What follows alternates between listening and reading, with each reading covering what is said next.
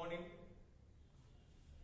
આજે આપણે આલ્ડીહાઇડ અને કીટોન સંયોજનોની રાસાયણિક પ્રક્રિયાઓ વિશે સમજૂતી મેળવવાની છે. ગયા લેક્ચરમાં તમને ખ્યાલ છે ત્યાં સુધી આપણે આલ્ડીહાઇડ અને કીટોન સંયોજનોના ભૌતિક ગુણધર્મોની સમજ મેળવી હતી. જેમાં આપણે આલ્ડીહાઇડ અને કીટોન સંયોજનોના ઉત્કલન બિંદુ, એની પાણીમાં દ્રાવ્યતા, સાથે એની ભૌતિક અવસ્થા અને એની વાસ કે સુગંધ વિશે આપણે સમજૂતી મેળવી હતી. એના આધારિત આપણે કોયડા અને લખાણ સંબંધી પ્રશ્નો પણ સોલ્વ કર્યા હતા. આજે આપણે આલ્ડીહાઇડ અને કીટોન સંયોજનોની રાસાયણિક પ્રક્રિયા શીખવાની છે. બહુ બધી રાસાયણિક પ્રક્રિયાઓ આલ્ડીહાઇડ અને કીટોન સંયોજનોની થતી હોય છે.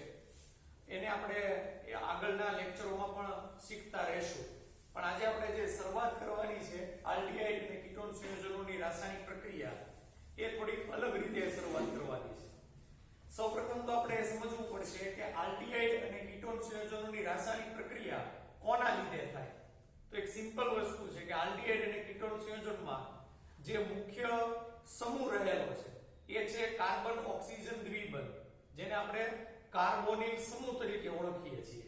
તો આલ્ડીહાઇડ અને કીટોન સંયોજનોની જે રાસાયણિક પ્રક્રિયા છે એ આ કાર્બોનિલ સમૂહના લીધે થતી હોય છે. તો આવી કેટલીક રાસાયણિક પ્રક્રિયાઓ અને કેટલીક એની બાબતો પણ આપણે સૌપ્રથમ સમજતા રહેશું. તો હું પહેલા એ નોંધી લઉં.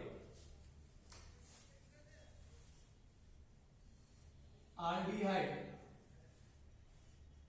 અને કીટોનની રાસાયણિક પ્રક્રિયા તેમાં રહેલ કાર્બોનિલ સમૂહના આધારે.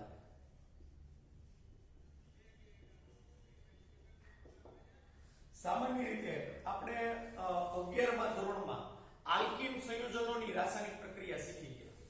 આલ્કીન સંયોજનોની રાસાયણિક પ્રક્રિયા મોટે ભાગે જે આપણે શીખ્યા એ ઇલેક્ટ્રોન અનુરાગી રાસાયણિક પ્રક્રિયા હતી.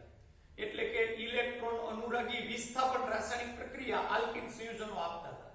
જ્યારે આલ્ડીહાઇડ અને કીટોન સંયોજનોમાં પણ દ્વિબંધ છે, પણ એમાં કાર્બન ઓક્સિજન દ્વિબંધ છે. જ્યારે આલ્કીનમાં જે દ્વિબંધ છે એ કાર્બન કાર્બન દ્વિબંધ છે. એટલે અહીંયા આગળ કાર્બોનિલ સમૂહમાં આપણે આગળ વાત કરીએ ધ્રુવીયતા જોવા મળે છે. જ્યારે આલ્કીન સંયોજનોમાં એવી કોઈ ધ્રુવીયતા જોવા નહોતી મળતી. અહીંયા આગળ ધ્રુવીયતાના કારણે જે આલ્કીન સંયોજનોની જે ઇલેક્ટ્રોન અનુરાગી વિસ્થાપન પ્રક્રિયા હતી એના કરતા જે આ કાર્બોનિલ સમૂહની રાસાયણિક પ્રક્રિયા છે એ થોડી એના કરતા જુદા પ્રકારની હોય છે, એના કરતા વિપરીત પ્રકારની હોય છે. એની જે રાસાયણિક પ્રક્રિયા છે એ કેન્દ્ર અનુરાગી યોગશીલ પ્રક્રિયા હોય છે. તો આ રીતે આલ્કીન સંયોજનોની જે ઇલેક્ટ્રોન અનુરાગી વિસ્થાપન પ્રક્રિયા છે એના કરતા બિલકુલ વિપરીત આલ્ડીહાઇડ અને કીટોન સંયોજનો કેન્દ્ર અનુરાગી યોગશીલ પ્રક્રિયા આપતા હોય છે. તો આવી સૌથી પહેલા તો આપણે કેન્દ્ર અનુરાગી યોગશીલ પ્રક્રિયા વિશે સમજ આપણે મેળવવાની છે. તો સૌથી પહેલા તો હું એ બાબત છે એ લખી નાખું. આલ્કીન સંયોજનો ઇલેક્ટ્રોન અનુરાગી વિસ્થાપન પ્રક્રિયા આપે છે. જ્યારે આલ્ડીહાઇડ અને કીટોન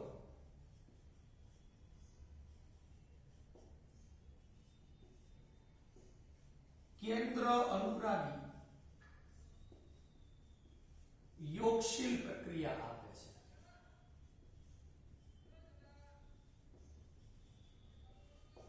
તો આપણે આ આલ્ડીહાઇડ અને કીટોનની જે કેન્દ્ર અનુરાગી યોગશીલ પ્રક્રિયાઓ છે એની આપણે સમજૂતી સૌપ્રથમ મેળવીશું. આ આલ્ડીહાઇડ અને કીટોનની જે કેન્દ્ર અનુરાગી યોગશીલ પ્રક્રિયાઓ છે એ કેવી રીતે થાય, પહેલા તો આપણે એની ક્રિયાવિધિ સમજવી પડશે. તો આપણે વાત કરીએ આલ્ડીહાઇડ અને કીટોન સંયોજનોની જે કેન્દ્ર અનુરાગી યોગશીલ પ્રક્રિયા છે એની ક્રિયાવિધિ.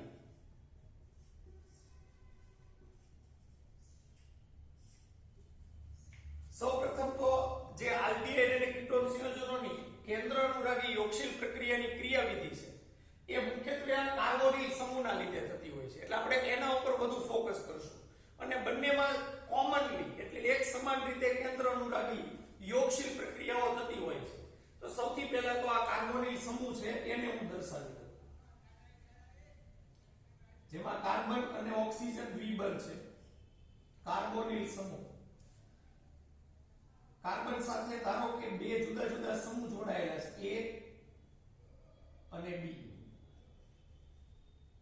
આ કાર્બોનિલ સમૂહનું મેં અહીં આગળ બંધારણ દર્શાવેલું છે. સમતલીય બંધારણ છે, એને એટલા માટે એને એક જ સમતલમાં હું દર્શાવી દઉં. સમતલીય. બીજી એક બાબત, આમાં જે કાર્બનનો પરમાણુ રહેલો છે એ કાર્બનનો પરમાણુ ઓક્સિજન સાથે દ્વિબંધથી જોડાયેલો છે, એટલે કાર્બન પરમાણુનું સંકરણ sp2 થશે. તો એનું સંકરણ લખી નાખું sp2.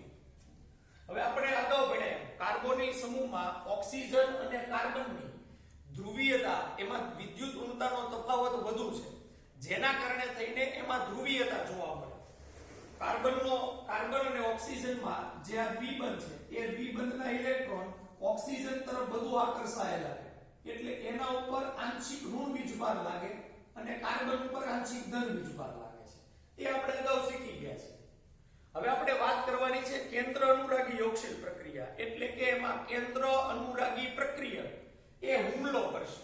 કેન્દ્ર અનુરાગી પ્રક્રિયક એટલે જેને ધન વીજભાર તરફ આકર્ષણ હોય, તો એવો પ્રક્રિયક અથવા એવો સમૂહ પોતે ઋણ વીજભારિત હોય અથવા વધુ ઇલેક્ટ્રોન યુગ્મ ધરાવતો હોય, એટલે આપણે કેન્દ્ર અનુરાગી પ્રક્રિયકને આ પ્રમાણે દર્શાવશું, Nu-I.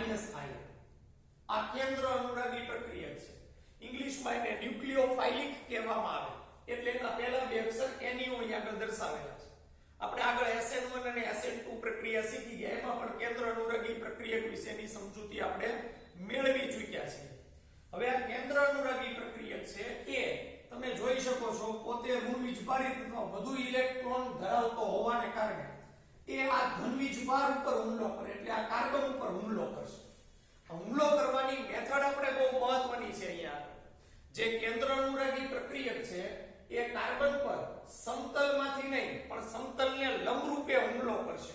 એટલે કે માની લઈએ કે આ સમતલ છે, આવું આ સમતલ જેમાં કાર્બન અને ઓક્સિજન એ દ્વિબંધથી જોડાયેલા છે સમતલની અંદર, તો આ સમતલને લંબરૂપે એટલે ઉપરથી અથવા નીચેથી એ રીતે લંબરૂપે સમતલને લંબરૂપે કાર્બન ઉપર હુમલો કરશે.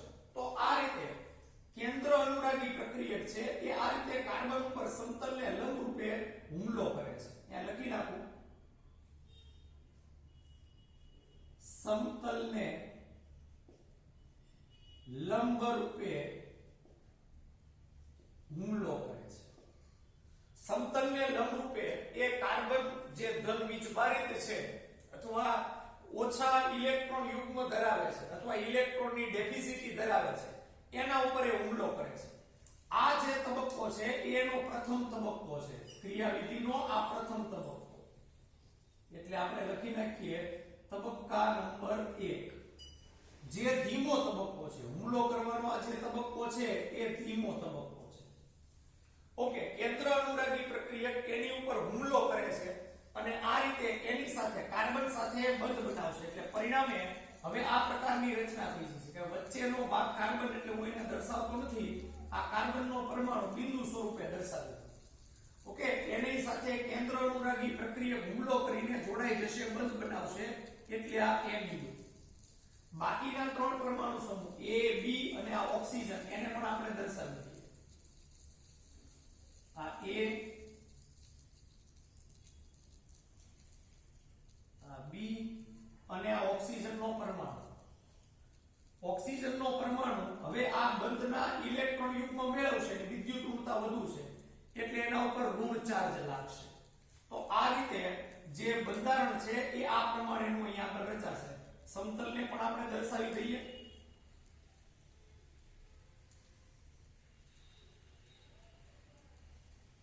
તો આ પ્રથમ તબક્કાને અંતે આપણને આ પ્રમાણેની નીપજ મળશે. અહીંયા એક બહુ મહત્વની વસ્તુ, કાર્બનના પરમાણુનું સંકરણ તમે જુઓ તો પહેલા પ્રક્રિયક વખતે જ્યારે કાર્બોનિલ સમૂહ તેમાં હાજર હતો ત્યારે સમતલીય રચના અને sp2 સંકરણ હતું. હવે તમે જુઓ તો કાર્બન બધા પરમાણુ સાથે એકલ બંધથી જોડાણો છે એટલે સંકરણ અહીંયા બદલાઈ જાય છે sp2 સંકરણમાંથી આ કાર્બન પરમાણુનું સંકરણ sp3 થઈ જાય છે આપણને બધાને ખ્યાલ છે જ્યારે કાર્બન પરમાણુનું સંકરણ sp3 થઈ જતું હોય ત્યારે એનો આકાર આપણે સમચતુષ્ફલકીય લખીએ એટલે આપણને આ જે નિપજ મળશે એ મધ્યવર્તી નિપજ છે અને સમચતુષ્ફલકીય આકાર સ્વરૂપે મળે છે એટલે આપણે લખી નાખીએ સમચતુષ્ફલકીય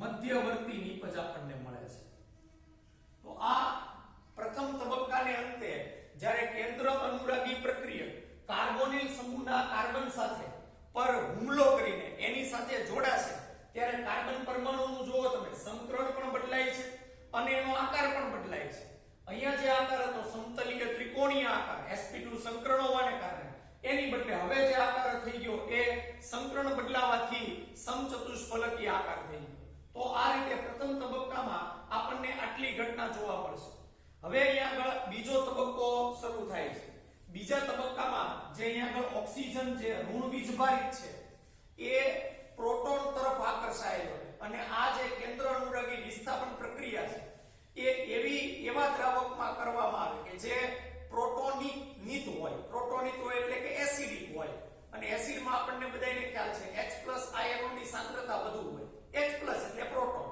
એટલે આ બીજા તબક્કામાં એ પ્રક્રિયક ભાગ લેશે એ લખી નાખું H+ આયન તબક્કો બીજો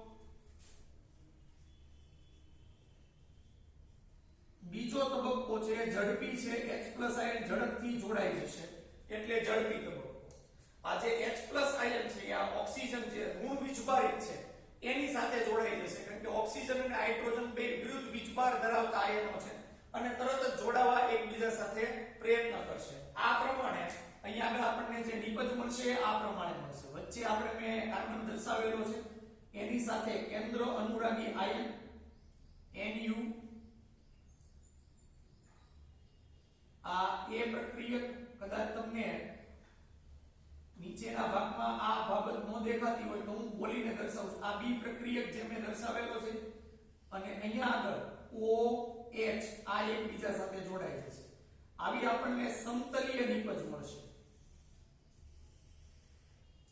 તો આ રીતે આપણને જે છેલ્લે નિપજ મળશે એ આ પ્રમાણેની નિપજ મળશે અહીંયા જે નિપજ મળે છે એ નિપજ કેન્દ્ર અનુરાગી યોગશીલ પ્રક્રિયા થવાથી મળે છે યોગશીલ પ્રક્રિયા અને કેન્દ્ર અનુરાગી પ્રક્રિયા બે એકબીજા સાથે અહીંયા આગળ કનેક્ટેડ છે કારણ શું જો અહીંયા કેન્દ્ર અનુરાગી પ્રક્રિયા કે હુમલો કર્યો એટલે કેન્દ્ર અનુરાગી તો થયું બીજું કાર્બન અને ઓક્સિજન વચ્ચે જે દ્વિબંધ હતા એમાંથી એકલ બંધમાં રૂપાંતર થયું જ્યારે દ્વિબંધમાંથી એકલ બંધ બને ત્યારે એને યોગશીલ પ્રક્રિયા આપણે કહીએ છીએ તો અહીંયા કેન્દ્ર અનુરાગી પ્રક્રિયક છે હુમલો કરે છે અને એની સાથે કાર્બન ઓક્સિજન વચ્ચેના દ્વિબંધ છે એમાંથી એકલ બંધમાં રૂપાંતર થાય છે એટલે યોગશીલ પ્રક્રિયા પણ કહેવાય તો અહીંયા આગળ આપણને જે નિપજ મળે છે એ આપણે કહી શકીએ કે યોગશીલ નિપજ કેન્દ્ર અનુરાગી યોગશીલ નિપજ અહીંયા આગળ આપણને પ્રાપ્ત થતી જોવા મળશે આ એક ખૂબ જ મહત્વની બાબત છે જે આપણે સમજવા જેવી ખરી તો આ રીતે આપણને કેન્દ્ર અનુરાગી જે યોગશીલ નિપજ મળે છે એ અહીંયા આગળ આપણને આ પ્રમાણેની નિપજ મળે છે હું અહીં આગળ લખી નાખું જે નિપજ મળે છે કેન્દ્ર અનુરાગી યોગશીલ નિપજ તો આ રીતે આપણે સમજ્યા કે કાર્બોનિલ સમૂહ હોવાને લીધે આલ્ડીહાઇડ અને કીટોન સંયોજનો કેવી રીતે કેન્દ્ર અનુરાગી યોગશીલ નિપજ છે એ આપે છે એની આખી આપણે ક્રિયાવિધિ સમજ્યા બે તબક્કામાં આપણે ક્રિયાવિધિ સમજ્યા પ્રથમ તબક્કામાં કેન્દ્ર અનુરાગી પ્રક્રિયા કાર્બન ઉપર હુમલો કરે છે કાર્બોનિલ સમૂહના કાર્બન પર અને બીજા તબક્કાની અંદર જે પ્રોટોન છે એટલે કે H+ આયન છે જે દ્રાવકની અંદર રહેલો હોય એ ઓક્સિજન જે ઋણ વીજભારિત છે એની સાથે જોડાય છે પ્રથમ તબક્કો ધીમો છે અને બીજો તબક્કો અહીંયા આગળ ઝડપી તબક્કો છે કદાચ તમને પૂછે કે ભાઈ આ કેન્દ્ર અનુરાગી યોગશીલ પ્રક્રિયામાં વેગ નિર્ણાયક તબક્કો કયો તો યાદ રાખવાનું જે ધીમો તબક્કો હોય એ વેગ નિર્ણાયક તબક્કો થાય તો અહીંયા આગળ જે ધીમો તબક્કો છે પ્રથમ તબક્કો છે તો એ એક પ્રકારનો વેગ નિર્ણાયક તબક્કો થયો એ તબક્કો 1 એ આગળ નિર્ણાયક તબક્કા તરીકે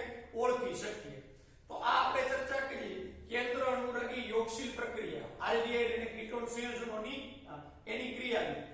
હવે આલ્ડીહાઇડ અને કીટોન સંયોજનો જે આ કેન્દ્રાનુરાગી યોગશીલ પ્રક્રિયા આપે છે એ એક સમાન પ્રતિક્રિયાત્મકતાથી નથી આપતા. એની પ્રતિક્રિયાત્મકતા જુદી જુદી છે. પ્રતિક્રિયાત્મકતા એટલે રાસાયણિક પ્રક્રિયા થવાની સરળતા, એની ઝડપ. તો આપણે સૌથી પહેલા તો એની પ્રતિક્રિયાત્મકતા વિશે થોડી ડિટેલમાં સમજૂતી મેળવી લઈએ. જે પ્રતિક્રિયાત્મકતા છે એ પ્રતિક્રિયાત્મકતાનો મુખ્ય આધાર બે બાબતો પર છે.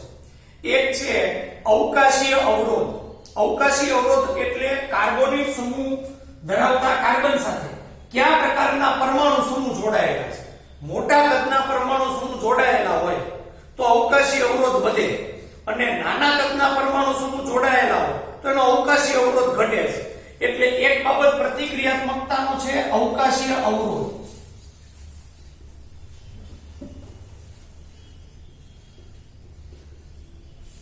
તો આલ્ડીહાઇડ અને કીટોન સંયોજનોમાં આ એક બાબત છે અવકાશીય અવરોધ.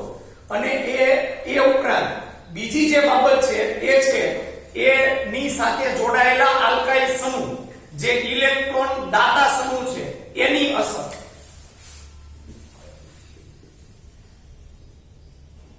આલ્કાઇલ સમૂહ જે એક પ્રકારના ઇલેક્ટ્રોન દાતા સમૂહ છે ની અસર. તો આ બંને ઉપર એની પ્રતિક્રિયાત્મકતા રહેલી છે. હવે આપણે સૌથી પહેલા અવકાશીય અવરોધના આધારે પ્રતિક્રિયાત્મકતા સમજીએ. આલ્ડીહાઇડનું બંધારણ આપણે દોરવા જઈએ તો આલ્ડીહાઇડનું બંધારણ આપણે આ પ્રમાણે દર્શાવીએ. બંનેમાં આલ્ડીહાઇડ અને કીટોનમાં કાર્બોનિલ સમૂહ તો છે જ, એટલે અહીંયા કાર્બોનિલ સમૂહ દર્શાવી દઉં. આલ્ડીહાઇડમાં કાર્બોનિલ સમૂહના કાર્બન સાથે એક આલ્કાઇલ સમૂહ અને એક હાઇડ્રોજન જોડાયેલો હોય. આ આલ્ડીહાઇડ RCHO. આ જે મેં અહીંયા સમૂહની રચના કરી એ આલ્ડીહાઇડ છે. હવે કીટોનનું આપણે બંધારણ દોરીએ તો એમાં કાર્બોનિલ સમૂહ તો છે, એટલે આ કાર્બોનિલ સમૂહ. કાર્બોનિલ સમૂહ ધરાવતા કાર્બન સાથે કીટોનમાં બે આલ્કાઇલ સમૂહ જોડાયેલા હોય. R અને અહીંયા આગળ લખી નાખું RCOR. આ જે સમૂહ થયો એ કીટોન સમૂહ છે. હવે તમે જુઓ તો બંનેમાં તમને ડિફરન્સ નો ખ્યાલ આવી જશે. આલ્ડીહાઇડમાં એક જ આલ્કાઇલ સમૂહ છે.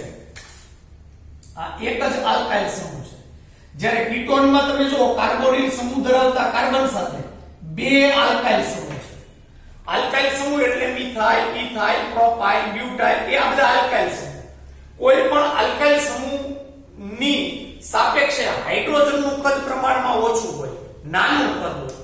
જો આલ્ડીહાઇડમાં હાઇડ્રોજન હોવાને કારણે એક તો હાઇડ્રોજન ફરજિયાત હોય, બીજો આલ્કાઇલ સમૂહ ગમે તે હોય, એટલે એક જ આલ્કાઇલ સમૂહ છે. પરિણામે એમાં અવકાશીય અવરોધ ઘટે છે.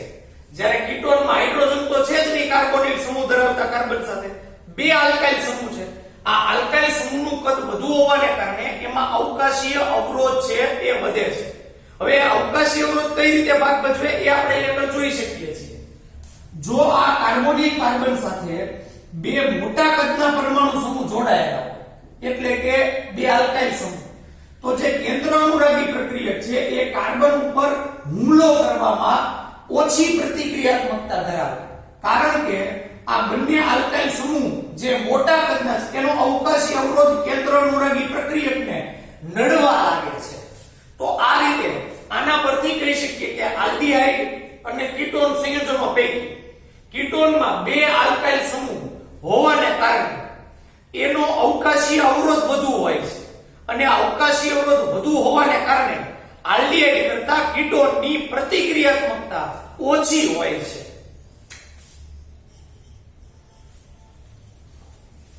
આલ્ડીહાઇડ અને કીટોન સંયોજનોમાં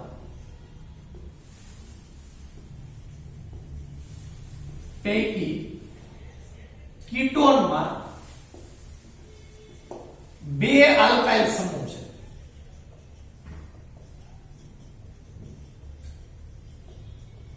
જેનો અવકાશીય અવરોધ વધુ હોય છે.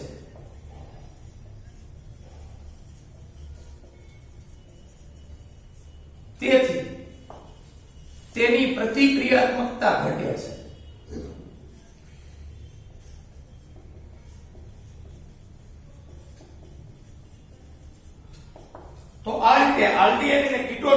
સંયોજનોની પ્રતિક્રિયાત્મકતામાં આ જે ડિફરન્સ જોવા મળે છે એ આલ્કાઇલ સમૂહના અવકાશી અવરોધના લીધે. બીજી બાબત, આલ્કાઇલ સમૂહ ઇલેક્ટ્રોન દાતા સમૂહ છે. એ ધન પ્રેરક અસર ઉત્પન્ન કરે છે. કેવી રીતે? તો આપણે હમણાં સમજાય, આ કાર્બન અને ઓક્સિજનના પરમાણુ વચ્ચે ધ્રુવીયતા ઉત્પન્ન થાય છે, જેથી કાર્બનનો જે પરમાણુ છે એ આંશિક ધન વીજભારિત બને છે અને ઓક્સિજનનો પરમાણુ આંશિક ઋણ વીજભારિત બને છે. આ આપણે અગાઉ શીખી ગયા. આંશિક ધન વીજભાર, જેટલો ધન વીજભાર આ કાર્બનના પરમાણુ પર વધુ હોય એટલો કેન્દ્ર અનુરાગી પ્રક્રિયક સરળતાથી એની તરફ આકર્ષાય અને એની ઉપર હુમલો કરીને જોડાઈ શકે, કારણ કે પોતે કેન્દ્ર અનુરાગી પ્રક્રિયક ઋણ વીજભારિત છે અને અહીંયા કાર્બન એ પોતે ધન વીજભારિત છે. તો અહીંયા આગળ જેટલો ધન વીજભાર વધુ એટલો કેન્દ્ર અનુરાગી પ્રક્રિયક સરળતાથી જોડાય અને કેન્દ્ર અનુરાગી યોગશીલ પ્રક્રિયાની પ્રતિક્રિયાત્મકતા વધે. આ આલ્કાઇલ સમૂહ છે ઇલેક્ટ્રોન દાતા સમૂહ છે, એટલે એ ધન પ્રેરક અસરના કારણે પોતાના બંધના ઇલેક્ટ્રોનને કાર્બન તરફ ધકેલે. કાર્બનનો જે ધન વીજભાર છે એને તટસ્થ કરવા પ્રયત્ન કરે. આલ્ડીહાઇડમાં એક જ આલ્કાઇલ સમૂહ છે એટલે એની તટસ્થ થવાની ક્ષમતા ઓછી હોય છે, પણ કીટોનમાં તમે જુઓ તો બે આલ્કાઇલ સમૂહ છે એટલે એમાં બંધના ઇલેક્ટ્રોન વધુ પ્રમાણમાં ધન વીજભારિત કાર્બન ઉપર જવા પ્રયત્ન કરે, જેથી કાર્બન ઉપરનો ધન વીજભાર છે વધુ તટસ્થ થાય. કાર્બન ઉપરનો ધન વીજભાર જેટલો વધુ તટસ્થ બને એટલો કેન્દ્ર અનુરાગી પ્રક્રિયક છે એની ઉપર હુમલો કરવા સક્ષમ ઓછો બને અને પ્રતિક્રિયાત્મકતામાં ઘટાડો કરે છે. તો આ પ્રતિક્રિયાત્મકતામાં ઘટાડો કરવાનું બીજું કારણ એ આલ્કાઇલ સમૂહનો જે ધન પ્રેરક અસરનો સ્વભાવ છે એ પણ છે. જેટલા આલ્કાઇલ સમૂહ વધારે એટલી ધન પ્રેરક અસર વધે અને એના કારણે આ કેન્દ્ર અનુરાગી યોગશીલ પ્રક્રિયાની પ્રતિક્રિયાત્મકતામાં ઘટાડો જોવા મળે છે. તો આ બે બાબતોને આધારે આપણે એની પ્રતિક્રિયાત્મકતા પણ સમજી શકીએ છીએ. આના પરથી આપણને ચોક્કસપણે ખ્યાલ આવે કે આલ્ડીહાઇડ અને કીટોન સંયોજનો પૈકી કીટોન સંયોજનોની પ્રતિક્રિયાત્મકતા આ બંને બાબતોના કારણે ઓછી હોય છે. એક આના પરથી કોયડા નંબર 12.13 છે એ આપણે સોલ્વ કરી નાખીએ.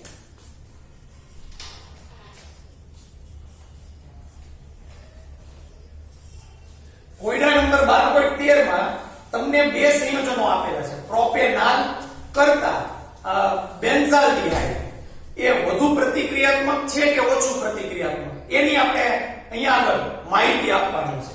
પ્રોપેનાલ એટલે પહેલા એનું સૂત્ર લખી નાખીએ. પ્રોપેનાલ આલ્ડીહાઇડ સમૂહ એટલે આલ, પ્રોપેનાલ એટલે 3 કાર્બન ધરાવતા સંયોજન CH3 CH2 CHO આ પ્રોપેનાલનું ઉદાહરણ. બીજું બેન્ઝાલ્ડીહાઇડ.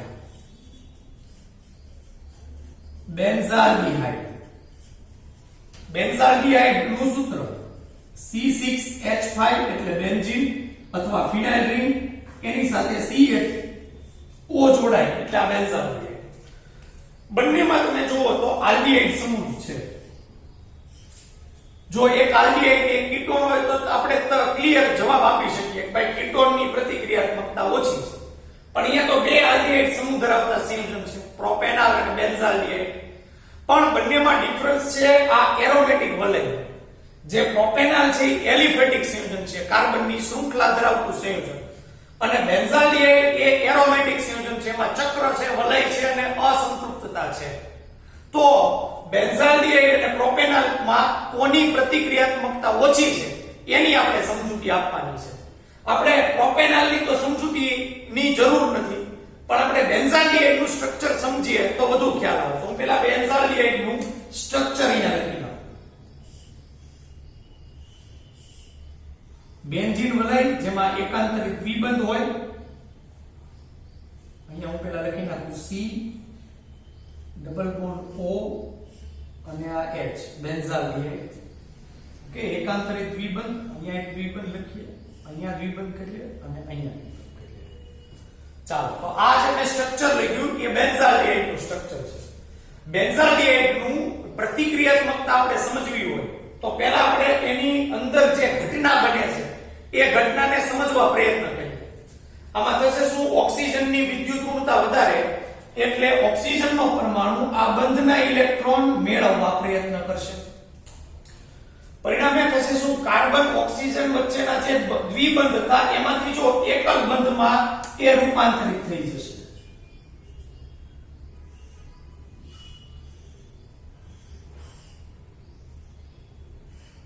C પછી અહીંયા ઓક્સિજનનો પરમાણુ અને હાઇડ્રોજનનો પરમાણુ અને આ રીતે ઓક્સિજન પોતે ઋણ વીજભારિત બનશે. હવે એ જુઓ તો કાર્બનની સંયોજકતા 3, એક ઘટી ગઈ કાર્બનની સંયોજકતા. એટલે આ બેન્ઝીન વલયની અંદર જે દ્વિબંધ હતા એ દ્વિબંધ છે માંથી આ જે નજીકના કાર્બનનો દ્વિબંધ છે એ અહીંયા ટ્રાન્સફર થઈ જશે. દ્વિબંધ અહીંયા ટ્રાન્સફર થઈ જશે એટલે આ પ્રમાણેની ઘટના બને છે.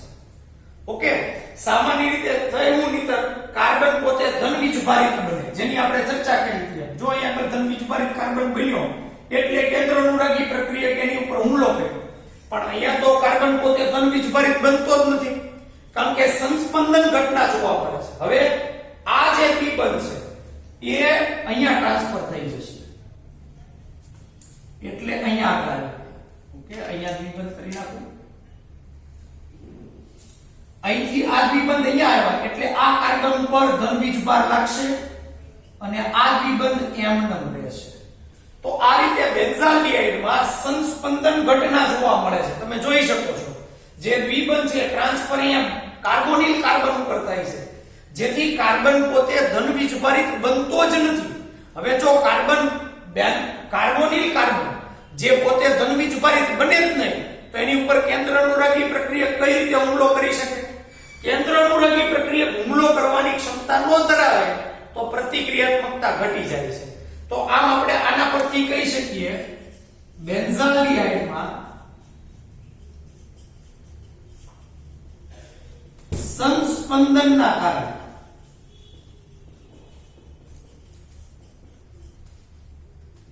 કાર્બોનિલ કાર્બન પર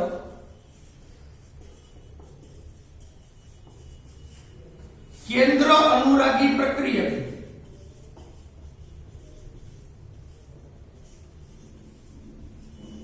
હુમલો કરવાની